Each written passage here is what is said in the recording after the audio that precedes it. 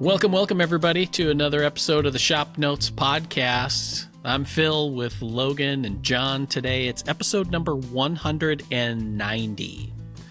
Got a lot of springtime activities going on here at Woodsmith and Popular Woodworking that we're going to get you all clued into, as well as a sneak peek of a few fall events that we have coming up as well. So hope you enjoy today's show. Thanks for listening. Little word from our sponsor. You want a glue that you can trust, and fortunately Titebond has the glue you need to get the job done with confidence. From interior glues with strong initial tack and short clamp time to exterior glues with exceptional strength and water resistance, look to Titebond, the right glue for your next project. For more information, visit titebond.com. Not a lot of comments from last week's episode. Thank God. Yeah. Richard Nelson says, thanks to all you guys for speaking up. It's nice to know all that's going on. Rob Payne says, enjoyable discussion. I listen to these every week. I'm a longtime subscriber too. Thanks. The subscriptions are what make the podcast possible. So there you are. I noticed today, got an email for Popular Woodworking that your bandsaw video is out, Logan. On Popwood Plus. On Popwood Plus. Yep. First one. Okay. So that's just me blabbing about the story of this bandsaw. Well, I mean, like every shop superhero needs an origin story, right? That's, yes, 100% accurate. So. Yeah. So is Popwood Plus? Yep. I'm not familiar. Is Popwood Plus behind a paywall? Is this a subscriber thing? Yes, it is. Yeah. Okay. So just like Fine does their membership, we have our Popwood Plus. Basically, it gives you early access to everything. It gives you all the magazine content within the last 2 years. So as it's published, it gets put out as well. Videos before anybody else. We're rolling forward a bunch of our video content that we currently have. So we have like 950 videos on our video website, and we are putting those up for the Popwood Plus listeners. Is this for only Popwood fans or anybody? Yeah. No, it's only for Popwood fans. Okay. Sorry. Sorry. Yep. Sorry. Wow. All right. So I think last time when we checked in on your bandsaw, did you get the tire thing situated? No. So we started filming some on that, right. Because the way the VFD was originally set up is it was on the wall with an outlet. I wanted it a little bit more self-contained because I know the vertical mill is going to go back there, so I didn't want to have to walk around and do all that stuff. So I have a plastic container now on the backside with the VFD in it. Okay. So I kind of talked through, the electrician installed all that stuff, what got changed, whatever. And then that day while we were filming here, I said, we also need to change these tires. Here's the reason. And we cut there. And I started looking at it. I'm like, man, this is a lot of work to do with everybody just standing around watching. So we will do one of them. I think we're filming next Wednesday here. So next Wednesday, we will glue the other tires on. Okay. Because then Colin will be here, and I'll have a helping hand. Perfect. Yep. And that's when we're going to do our other mini split install. So we look forward to that one, because then I can keep working on my office. So. Oh, that's right. I forgot that was part of what was holding up the office. Yeah, because the mini split is for out here. I have two of them for out here. Right. One of them is already installed and running, but the second one goes above the door to like the office and bathroom. But the plumbing for that, the plumbing being the pre-charged refrigerant lines, those run through the ceiling, and you have to connect the two together before you run out the wall. So I've been kind of waiting to film that and get that on video before I start drywalling the office. So once that's done, I can actually start picking up the office, which is that's my biggest hurdle in the foreseeable. It's one of the many hurdles, but it's the biggest foreseeable hurdle. Okay. Yeah. So is that the office is the next thing on the list then? Yeah, we have some potential video that's going to happen out here. Not for Popwood or Woodsmith. It's actually going to be some fine woodworking video, I believe. Yeah. And some of that video, if that happens, which I'm under the impression it's going to, I really need to get the trim finished because that's going to be a lot of like out here looking at the dust collection system. You know what I mean? So I want to get that all tidied up and cleaned up. There's nothing like a deadline to get your crap done. So we all know that. Oh yeah. So no, I'm quite aware. Yeah. So I think that'll be the next thing. The issue is I don't know if I have enough alder, which is disgusting to say because of how much alder I've already bought for this stupid shop. Right. I mean, it's a small forest, really. It's a small northern forest. But to be fair, I don't have a whole lot of like big pieces of alder I need.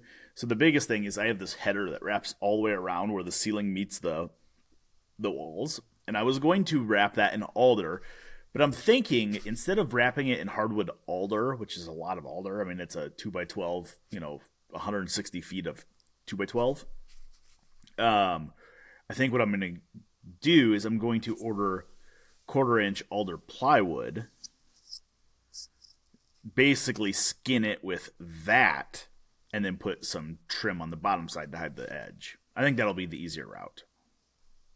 The cheaper route for sure, I think. Right. So, yeah. Yep. So that's kind of my plan. But, crap happens. Yep. There was a fine home building article quite a few years ago where they had a technique about using plywood to make baseboard.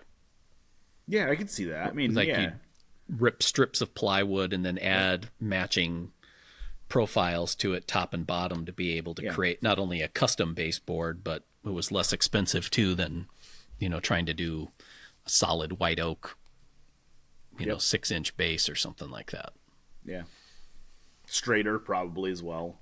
Yeah. You know what I mean? Doesn't expand and contract. I know a lot of the painted MDF that's kind of popular today, like the white painted or black painted trim, it's all MDF. I thought, this is actually a really good idea because it doesn't expand and contract. It doesn't move. But it actually does. It just expands in every direction. So after the trim carpenters have been through and they've caulked all the joints and painted everything and whatever, but a couple years later, all those joints pop open. Ask me how I know that. So yeah, it's great in bathrooms too. Yeah. It's what we call a leak detector. Yeah, right. Like where that trim swells up really big. That's where there's a leak. So, well, it's just more economical that way because you can buy the MDF as like a 1.5-inch trim and then put it in the bathroom, and then 2 years later it's like 2.5 inches. That's so right. Yeah, it's like the napkin. Yeah, it's like the napkins you unfold out of the package of throwing water, or the paper towel, or the washcloths. Yeah. Yep. Like a reverse shrinky dink, really, is what it is. Yep, basically. Shrinky dinks. I forgot about those. That's one thing from my youth that my children have not found yet. I don't know if they still make those. They did a right? while ago because when my kids were little, we got a shrinky dink set for like a Christmas gift or something like that. So, yep. Were those the things you put in the oven and they you color them and they shrink down to? Yeah, it was like wax. It was like waxed paper or parchment paper, and you colored it like Mylar, basically, I guess. Right? Was it Mylar? Yeah, I don't know because it was they were pretty rigid. It was some kind of plastic. Yeah. Okay. Yeah, that, and then you could get the little tablets that you threw in water and they would expand into something. So yeah, like the Dino pills. Yep, exactly. Those were not suppositories. That was a bad mistake. I don't want to know how you found that out.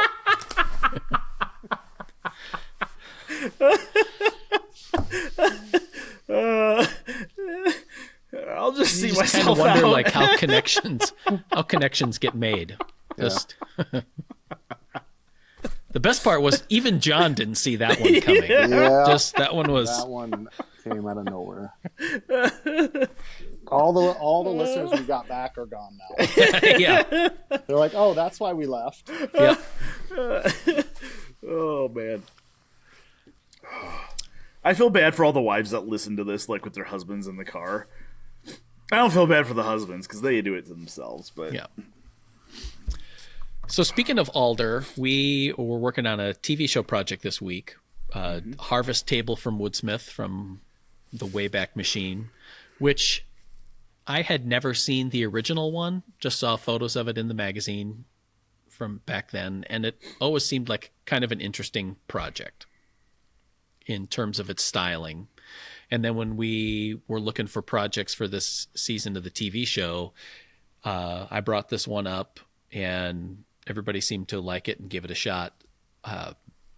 So it's kind of a country style table, and we were decided to choose alder for the base because it's easy to work with, kind of a light material, inexpensive.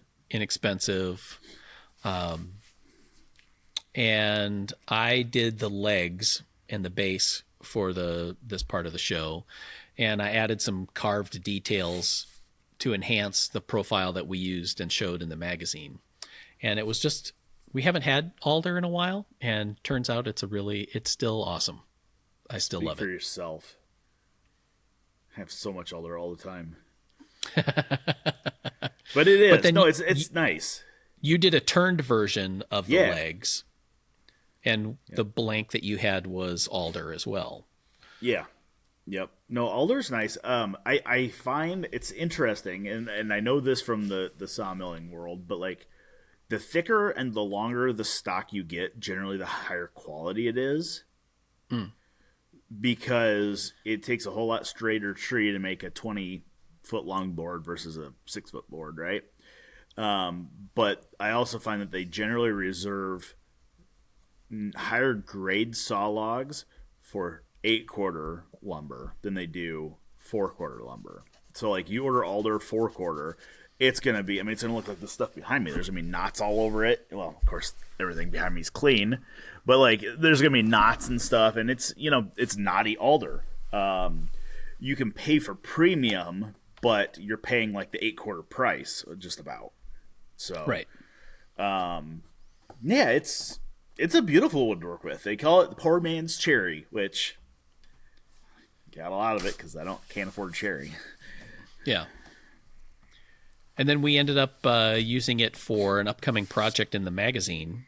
There's Chris designed a sideboard that was inspired by a Japanese style sideboard that he had seen. And Steve just got done with that this week, and I think that turned out really cool. It's just, works with the really clean lines because there's a grain pattern to it, but it's not real contrasty. So yeah, it's not like an oak.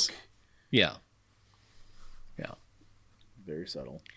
And then speaking of oak, the top of this table that we were working on is pin oak that you had milled. And I don't know how long ago you had milled it even. So, well, okay, actually, I didn't mill it. Oh, you didn't? These trees. So these 2 pin oak trees that I have milled here, they were too large for my sawmill. Pin oak is. I was telling somebody. I don't remember who I was telling. Maybe it was video crew. Pin oak's like it's like the weed of the oak family. Like, it grows anywhere. It grows really fast. It grows really straight. But it's like this weird love child of a evergreen and a oak because it has a lot of branches really low. So, but there's this great big trunk, and then it's almost like, conifers grow with whorls. That's kind of what pin oaks grow like a little bit. Anyways, I had a buddy that was taking 2 of these pin oaks down. One of them had fallen on somebody's house, and they had to use a crane to get it off the house. Wow. Just uprooted the entire thing. It was I think a windstorm that we had in Des Moines. And then the other one had fallen in this couple's backyard, through their backyard, through their neighbor's backyard, and into the third condo's backyard. Wow. And they were much too large for me to saw. I mean, they were every bit of 46, 47 inch diameter. Like, they were big. Okay. And so I had my buddy Russ Wilkins from here in Des Moines.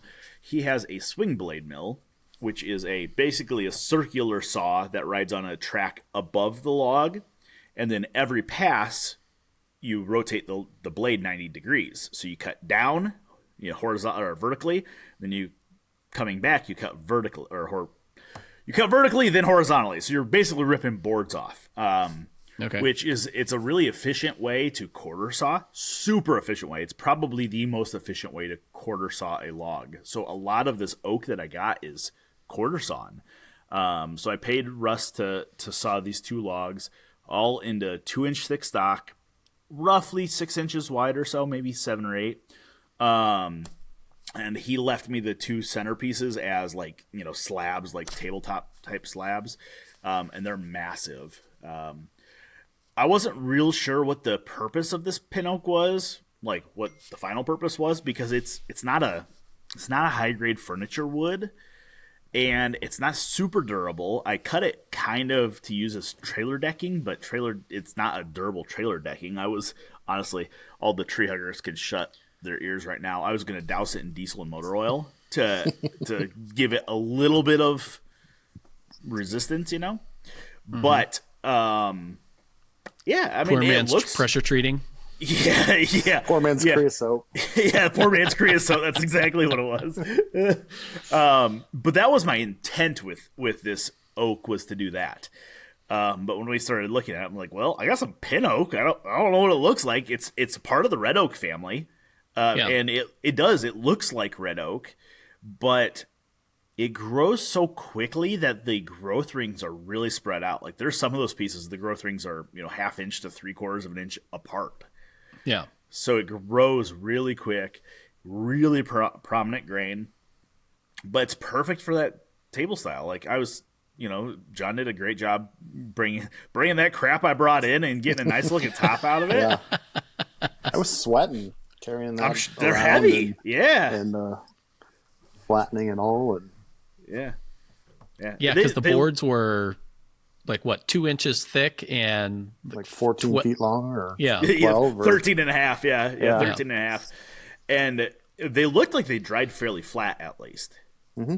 You know what I mean? Like, a 13-foot long board's going to have some form of bow and cup in it, but they looked like they behaved pretty well. So, yeah. So what was it like milling it, John? I don't know. Like I said, it was, mostly the heft of moving it around or whatever. And then, like you said, most of it was pretty flat because it's quarter sawn and whatnot. And I cut it down to 5-6 foot lengths. So that took most of the bow out of it. So, but I was going down from 2 inches to 1.5 inches. So I had plenty of meat there to flatten it all out. And emptied the dust collector a few times along the way. So, our video crew noted that they thought it smelled really bad. Yeah, it had a little of that swampy oak stink to it. It was like, I said, I thought it kind of had like an acrid smell. Like, it almost was like acidic smelling or something. I don't know. It was. I've noticed cherry does that too. Cherry kind of gets a vinegar smell to it. Oh. This was like oak with a little hint of vinegar. Mm-hmm. There you go. Maybe it was all that diesel fuel you soaked in. It must have been the creosote. Yeah. Speaking of which, my buddy Russ that milled these for me, I showed up one day and like he has a cool property. He was an old tree farmer. He had a Christmas tree farm. So like his sawmill's like down the hill through his evergreen farm. And, like, you're driving through it, and then there's just this little A-frame with a sawmill underneath, and he has a bunch of logs stacked and whatever. And I drove down there one day, and I saw he was, like, wearing full respirator and stuff. I get out, I'm like, what are you doing? And Russ is not what I call a spring chicken. He's mid-70s. But I'm like, what are you doing, Russ? And he was milling creosote treated phone poles, and it smelled so. As soon as I opened my door, I knew exactly what he was doing. Like, it just stunk so bad. Wow. And I mean, they were beautiful Douglas fir, like beautiful Douglas fir. The guy he got them from brought them in from like Wyoming or something. But God, it was nasty. And that creosote goes like 2 inches deep, so you had to cut through like 2 inches to get into clean, untreated lumber. Nasty. I don't think I would ever mess with it.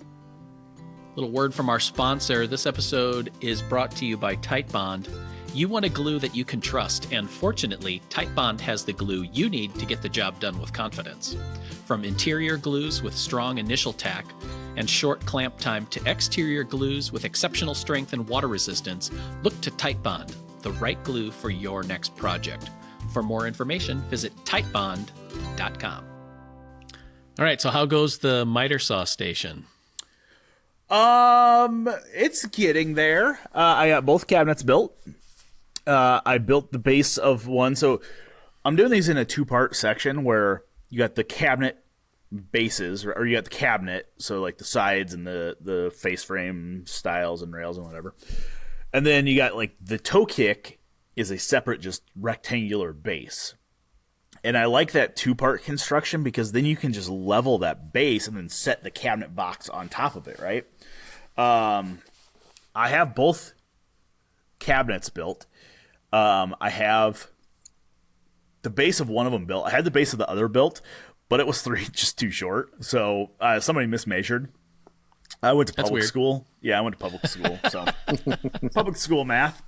So I tore it apart and I glued those together as a turning blank for the leg I was going to turn for the TV show until I realized that John had one glued up already. So now I have a 4x4 of poplar sitting here. So we're close. I put it on a pause this week because I got to a point where I realized that I actually needed my drawer slides to start building drawer boxes. So I have a total of 6 drawers, and then I have what are going to be 2 large pullouts. So think of like a pullout for like pots and pans style. Yeah. So I had ordered 12 sets of drawer slides, I think, maybe 10, and then hinges and stuff. So I'm kind of on pause right now. I could paint the drawer boxes. I've been kind of waiting till it gets a little bit nicer out, and especially next week Colin is here, so I'm going to maybe step outside and paint those with the sprayer and have him do some photos while I'm doing that. Okay. Because I want to do it like a high-end paint finishing article with this. So yeah, I'm getting there. Looks good. It looks really good. I only had two pairs of domino holes that went in the wrong spot, so I got to plug those. But yeah, I was telling you, I think this week, Phil, working with poplar is just, it's so nice. Like, it's not as soft and stringy as basswood. Right. But it is still soft enough that as I'm chiseling, like, grooves square, it's like I don't have to use a mallet. Just push on the chisel and it works. On the flip side, it does ding pretty easily. I've dinged up a few areas on it that I need to get some hot water on before I paint them and expand them out and take care of those. But yeah, I did 1/2-inch MDF for side panels, which worked really nicely. The drawers and doors are going to be cherry frames and painted panels, so a little different. But which means that I have to kind of pre-finish everything. Okay. Before I glue it up and assemble it and stuff, which is fine. So yeah, which is what we always tell people to do. It's what we always preach. We just never practice. So yeah, so I'm working on it. Yep, I made the decision probably last week or 2 weeks ago that this is not going to be in the upcoming issue. It's going to be in the next issue. So it takes a little of the pressure off and actually gets me ahead a little bit. So that's pretty nice. It's more so that I'm looking around, and I think we talked about this a couple weeks ago, and realizing I don't have any storage in here, so I need those drawers and stuff. That was really the crux of it. So You just have an open concept for storage right now in your shop. yeah, everything's out in the open, and it drives me nuts. So. And the random cardboard boxes and Oh yeah. Yeah. There are lots of those. so how far along are you on the migration from inside basement shop to this shop? Philosophically, I would like to say that I don't need anything that's in that shop right now. I have survived out here for months now without any of it. Okay. Occasionally, I'll run in and grab something that's like, okay, that's in the basement shop. So philosophically, like, I could do without any of it. So I would like to say I could just get rid of it all. But there's stuff in there that I just don't want to get rid of. You know what I mean? Okay. So that room right now looks like what I imagine an abandoned storage unit looks like 40 years after it's been abandoned. There is crap all over. There's sawdust all over. I have a lot of turning parts and turning kits down there. I still have a lumber rack on the wall, which is something I haven't really figured out where I'm going to put my lumber in this shop. I think it's going to go in the cold storage side. So it's a work in progress. Okay. As soon as I clear that out, that means that I have to turn that into a theater room for my kids. So I'm just leaving stuff in there as long as I can to avoid that. That's what I'm telling myself. All right. But yeah, there are a few like larger items in there that I don't. The last tool that was in there was the drill press, and that's out here. I have that wall-mounted timbre tool cabinet, door tool cabinet. I bought the one from our video studio that was unfinished, and I finished it, and that was hung down there. That's in there. The old Woodsmith sawtill is in there. right. I have one of the ShopNotes clamp racks in there. I have the base of that carved trim tool cabinet that I started. Yep. It's just like all of those things. It's like they're big. I don't know what to do with them. I might just post them for free on Facebook. Like, hey, if somebody wants to come grab these, or I'll probably actually send them to the Des Moines Woodworkers and say if somebody wants to come grab them, please take them. It's just I don't think there's any. I don't have need for any of those out here. I have a desire for a different like tool cabinet base now, so that one's kind of a lot of walnut on it, but Yeah. yeah. A lot of little random things like my biscuit joiners down there, my doweling jig and all its accessories are down there. Just blah. All of the stupid stuff that I've bought just for little hyperfixations I have. I have like a full setup for like doing nickel plating. Okay. That's sitting down there. All right. I don't know. With all Maybe the I'll send inflation, it's dime plating now, right? I know, Yeah. right? Yeah. Maybe I'll send some of this stuff with Colin next week. Maybe that's what I'll do. There you go. Like, hey, make sure you bring your Jeep down. And with several totes Yes. to fill it up. But then, as we said before the podcast started, I'm going to pick up a couple of other things this weekend. So, one of those things being a milling machine that you said you would never get. Well, I didn't say I would never get it.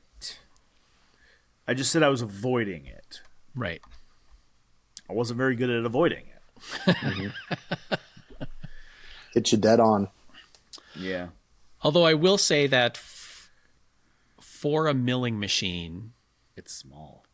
it's perfect for you, though. Yeah. In the sense that I think part of the reason you had been avoiding a milling machine was you had Bridgeport in your head. Yeah.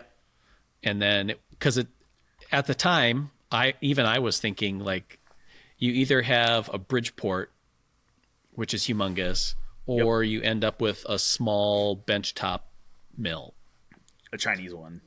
Right. Yeah. Yeah. Like the one that Chris got. Yeah. But instead, you found kind of the sweet spot right in the middle of being a stationary tool, but is probably, I don't know what, like 2/3, half to 2/3 they call it the size? a 3/4 size is what they call 3/4. Okay. They call it a 3/4 size mill. I have the sales brochure for it that we can put on the show notes page. We'll at least link to it because it's on Vintage Machinery. Yeah, it's like it's a U.S. machinery and tool company mill. I think it was made in the 40s. I think it was a U.S. machinery company was sold to Burke, Burke Milling, and they sold it as a U.S. machine mill. So I have the catalog for it. It's like a 2/3 size, a 36-inch table. So there's 36 inches of table. Variable speed power feed on it, on the head, not power table feed. It's perfect. It's like the perfect, like, it's 1,850 pounds, I think. So it's, it's heavy, but it's not like that heavy. Yeah. Like John and I could lift it, Oh, yeah, for sure. but yeah, it's going to be fun. It's just one of those things that it's not costing me a ton. Okay. I'm getting it from a friend that he is just happy that somebody's going to take it that's going to appreciate it and use it. Right. So it's just one of those things that I'm going to dink around with. Yeah. My hyper fixation lately has been on. I'm back on the stupid bamboo fly rod thing for some reason. Like I've talked about building a bamboo fly rod for a long time. Right. And you know what it was? It was somebody in Des Moines here had a bunch of rod building tools for sale. They were like high end ones that I wouldn't buy them because they're asking a lot for them because they are really nice tools. Right. But I was watching a bunch of YouTube videos the other night on bamboo fly rod building. So it's like, splitting the bamboo and planing them. And Lee Nielsen has the bamboo block plane, the bamboo fly rod block plane in stock right now. Oh. So okay. I was looking at it, trying to figure out all these things. Long story short, fly rod builders use a lot of very, very highly precise specialty jigs. Mm-hmm. And looking at like the tapering jig to taper the cane is like, they're like $1,000. Yeah. Because they're like highly machined steel and very precise and stuff. I'm like, I could just mill it, and just make it, and then I don't have to worry about it. And so It's like that type of stuff. Like, it's stupid things like that I just want to dink around with. Yeah. So you're really saving money. Yeah, basically. That's what I told my wife. Yeah, she did not see it that way, but no. No, that's weird. I know. Yeah. It's a reflection upon her, not myself. Right. Yeah. Yeah. So it is kind of interesting how, there's a lot of tool buying advice in the woodworking world where it's like, don't buy X until you need it rather than having it. Or don't buy, like router bits, for example, or something like that. However, I think there's also a case to be made for, and this goes to buying lumber too, where it's like tools of opportunity instead of tools for opportunity. Yes. The charitable organization, Tools of Opportunity, is like, I would really like this someday, but this is a really good deal and it's tough to pass up. Well, and I actually sold a router table, top, and lift a couple of weeks back, and the kid that came out and bought it, he's like, he worked for a construction company. He's like, it's in the middle. He's like, we're just getting out of winter. He's like, my hours get cut during winter. I really shouldn't buy it, but God, the price was just too perfect that I can't. And I was like, hey man, strike when the iron's hot. You're preaching to the choir here. Like, you don't have to explain yourself to me at all. Yeah. He was just getting his story straight for when he got home. Yeah. Well, and it's funny. I always tell people, like, during my classes, it's like, hey, if you guys need doctor notes for buying tools, you let me know. Like, I will write them. Mm-hmm. Prescription. Yes. But no, I agree.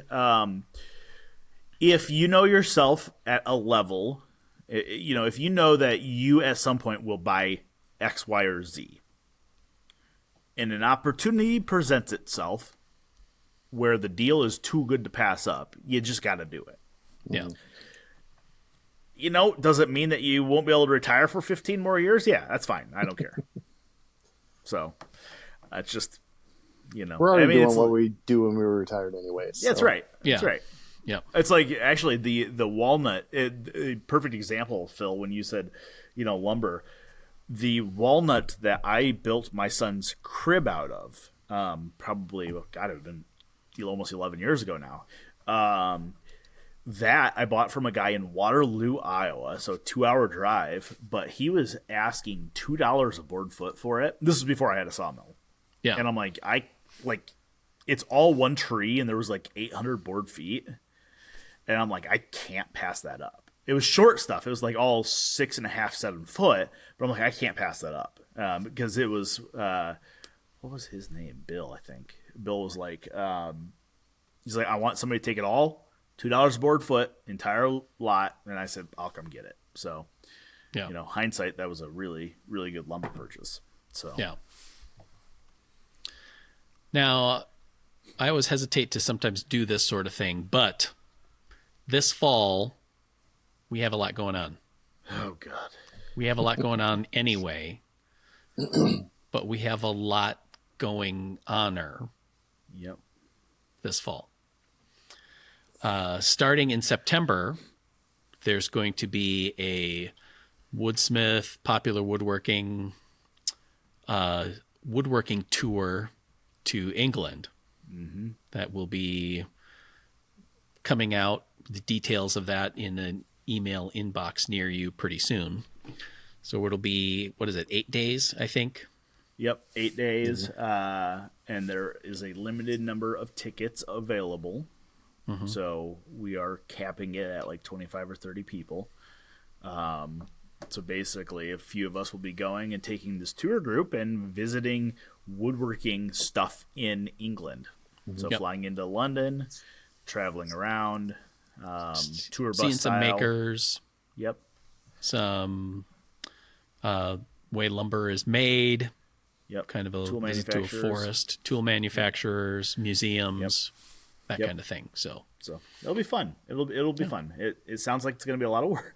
It's going to be a lot of stress, but it will be cool. This kind of comes off of the heels of success that our gardening magazine has had, doing garden tours like this, where they put together tour groups and they visit a country and they go to a bunch of gardens in that country, and they have had really good success with that. People, most of their customers end up being repeat customers, and enough so that they've had to add a bunch of tours during the year to get new people to be able to go. So, you know, at the end of the day, it is still a European trip, so it's not a cheap trip. But for what it is, you know, hotels included. There's several meals included. We'll do some group dinners. You know, breakfast every day at the hotels and stuff like that.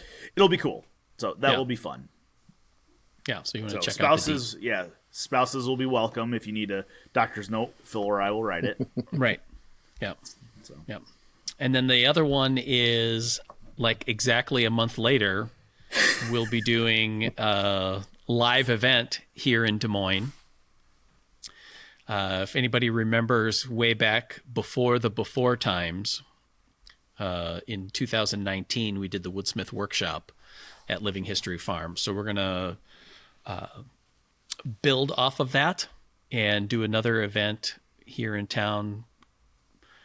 Still working on the venue, but we have one in mind that I think will be super cool and add some fun to the whole thing. But this one, it'll be really cool because it'll be inclusive of everybody. So fine woodworking, popular woodworking, Woodsmith, ShopNotes. We'll have people there from all of the titles, a number of guest speakers and presenters and stuff like that for a get together. I think the last one, it was like right after we got popular woodworking. So It was. Yeah. Not Just to be clear. not Wood Magazine though. They are I not say, welcome. just to be clear, Not welcome. Wood Yeah. is Don't not show here. up. Talk to you, Lucas. Stay on your side of town. Yeah. So anyway, we like those guys. We do. It's just fun. It's kind of a crosstown high school rivalry sort of thing. So, yeah. But no, so that'd be cool. So yeah, we did our one here. That we did at Living History Farms. We had myself and you, Phil, and Chris, and then we had George Von Driska from the Woodworkers Guild of America. We had Ann Briggs, Ann of all trades. Matt Corona came down, and James Hamilton, Stumpy Nubs. We all did basically 2 days of classes and seminars and stuff like that. And we heard from everybody that came that everybody loved it. Everybody asked when we're doing it again. Well, here it is. Yep. We're going to, without committing ourselves fully, the idea being that we will do several of these next year, maybe in different locations. So, our Midwest one here kind of is our hometown. It's our home field advantage. But, we may look at trying to do one on the East Coast, do one on the West Coast. So we'll see how this one goes. We need everybody's help to make it a success, though. So it'll be fun, though. We enjoy having people out. It's a lot of work for us. It is a ton of work. All of these things, like the trips, the events, like everything is a lot of work to us or for us. But when it gets down to it, like the days of, they're so fun. Like they're a blast. And we have more fun than anybody does. So we might bellyache and moan about them, but they're fun. So anyway, just like I said, keep an eye out for that kind of stuff. The promotions will be starting up pretty soon. But just kind of block out some time for one or both of those events and look forward to seeing people again. So anyway, I think that wraps up another episode of the ShopNotes Podcast. Thanks to everybody who's been listening and commenting on the show, and also for the people who write and rate us at your local podcastery. Helps us to get more exposure to other woodworkers. Special thanks to Type Bond for sponsoring today's episode. It's the glue we use in the shop here every day. Multiple flavors, all the applications that you're looking for. Check it out at typebond.com. Questions, comments, or smart remarks? We want to hear about them. Put it on the YouTube channel in the comments section, or send us an email, woodsmith@woodsmith.com. Thanks, everybody. Bye.